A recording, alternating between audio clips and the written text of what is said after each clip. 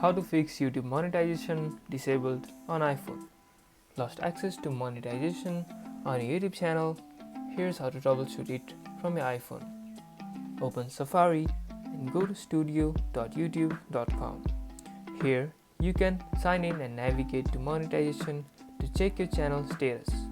You can also download the YouTube Studio app. Review any copyright strikes, reused content flags, or invalid click activity. These can disable monetization.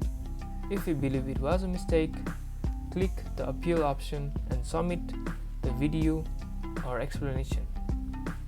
Stay compliant and you can reapply in 30 days if needed. And that's about it.